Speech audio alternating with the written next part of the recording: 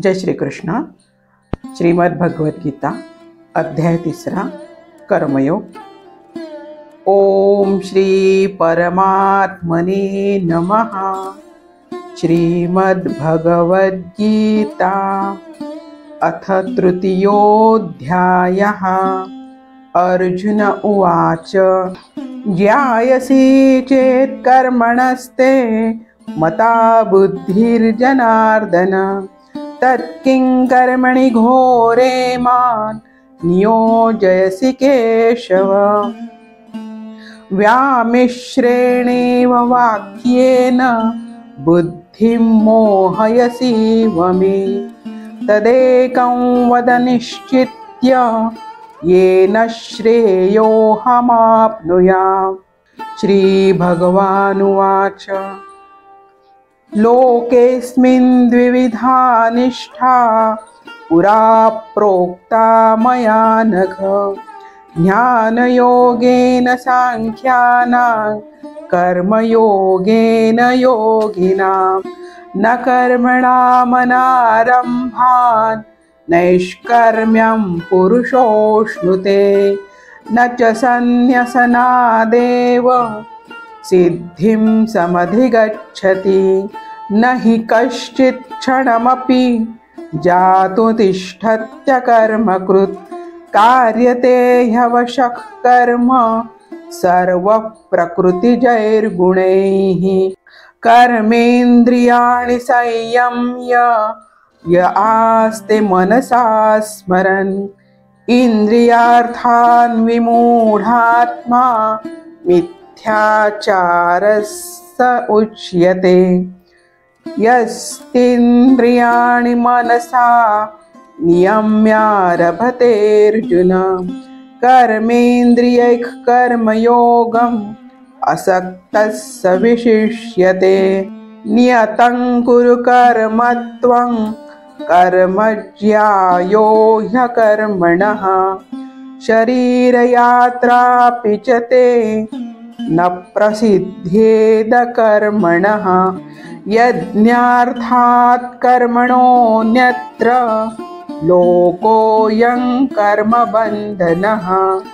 तदर्थं कर्म कौन्तेय मुक्तसङ्गः समाचर. सह यज्ञः प्रजा सृष्ट्वा पुरोवाच प्रजापतिः. अनेन प्रसविष्वध्वम् एषवोऽस्त्विष्टकामधुक्. देवान् भावयतानेन ते देवा भावयन्तु वः. परस्परं भावयन्तः श्रेयः परमवाप्स्यथ. इष्टान् भोगान् हि वो देवा दास्यन्ते यज्ञभाविताः. तैर्दत्तानप्रदायेभ्यो यो भुङ्क्तेस्तेन एव सः. यज्ञशिष्टाशिनः सन्तो मुच्यन्ते सर्वकिल्बिषैः. भुञ्जते ते त्वघं पापा ये पचन्त्यात्मकारणात्. अन्नाद् भवन्ति भूतानि पर्जन्यादन्नसम्भवः. यज्ञाद् भवति पर्जन्यो यज्ञः कर्मसमुद्भवः. कर्म ब्रह्मोद्भवं विद्धि ब्रह्माक्षरसमुद्भवम्. तस्मात् सर्वगतं ब्रह्म नित्यं यज्ञे प्रतिष्ठितम्. एवं प्रवर्तितं चक्रन् नानुवर्तयति यः. अघायुरिन्द्रिया रामो मोघं पार्थ स जीवति. यस्त्वात्मरतिरेव स्यात् आत्मतृप्तश्च मानवः. आत्मन्येव च सन्तुष्टस्तस्य कार्य न विद्यते. नैव तस्य कृतेनार्थो नाकृते नेह कश्चन. न चास्य सर्वभूतेषु कश्चिदर्थव्यपाश्रयः तस्मादसक्तः सततं कार्यं कर्म समाचर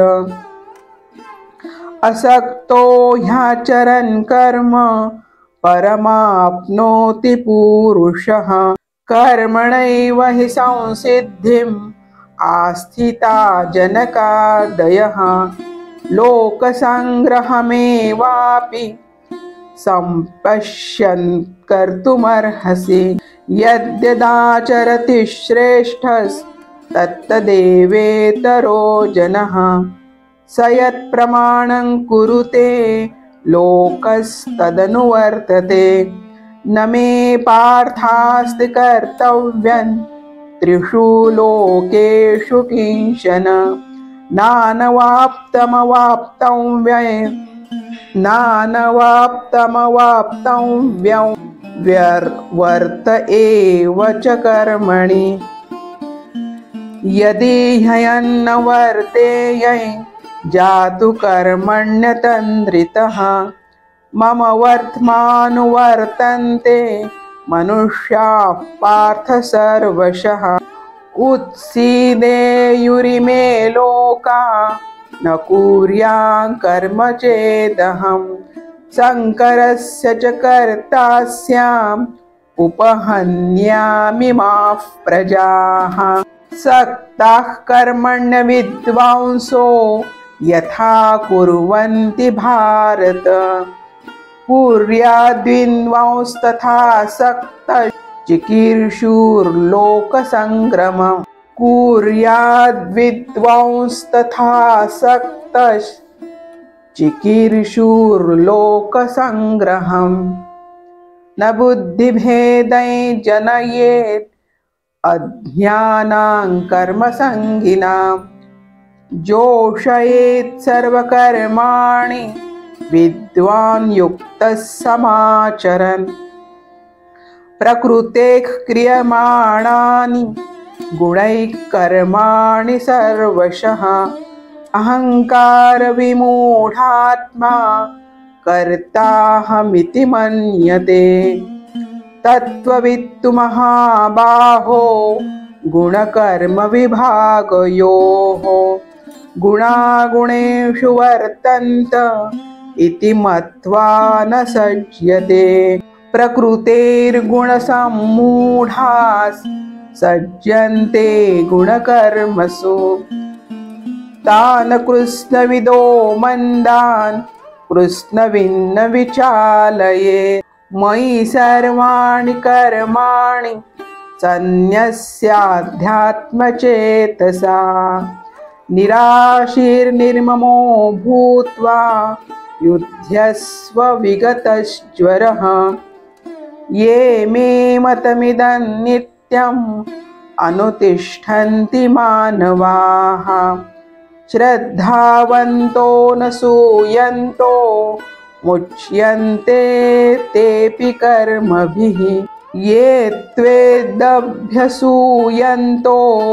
नानुतिष्ठन्ति मे मतम् सर्वज्ञानविमूढांस्तान् विद्धि नष्टान् चेतसः सदृशं चेष्टते स्वस्याः प्रकृतैर्ज्ञानवानपि प्रकृतौ यान्ति भूतानि निग्रहः किं करिष्यति इन्द्रियस्येन्द्रियस्यार्थे रागद्वेषौ व्यवस्थितौ तयोर्न वशमागच्छेत् तौ ह्यस्य परिपन्थिनौ श्रेयान् स्वधर्मो विगुणः परधर्मास्वनुष्ठितात् स्वधर्मे निधनं श्रेयः परधर्मो भयावहः अर्जुन उवाच अथ केन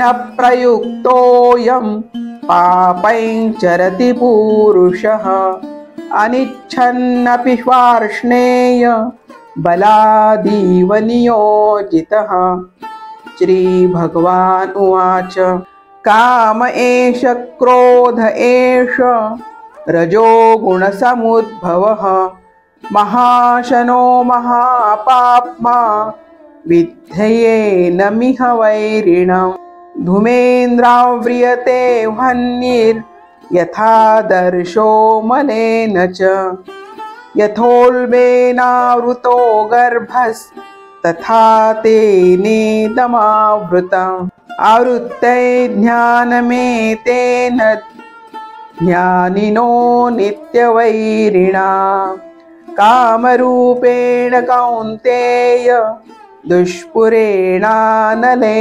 च इन्द्रियाणि मनोबुद्धिर् अस्याधिष्ठानमुच्यते एतैर्विमोहयत्येषत् ज्ञानमावृत्य देहिनम् तस्मात् त्वमिन्द्रियाण्यादौ नियम्य भरतर्षभ पाप्मानं प्रजह्येनै ज्ञानविज्ञाननाशनम् इन्द्रियाणि पराण्याहुर् इन्द्रियेभ्यः परं मनः मनसस्तु परा बुद्धिर् यो बुद्धेः परतस्तु सः एवं बुद्धेः परं बुद्ध्वा संस्तभ्यात्मानमात्मना जहि शत्रुं महाबाहो कामरूपं दुरासदम् ॐ तत्सदिति श्रीमद्भगवद्गीतासु उपनिषत्सु ब्रह्मविद्यायां योगशास्त्रे श्रीकृष्णार्जुनसंवादे कर्मयोगो नाम तृतीयोऽध्यायः। ॐ श्रीकृष्णार्पणमस्तु। जय श्रीकृष्ण।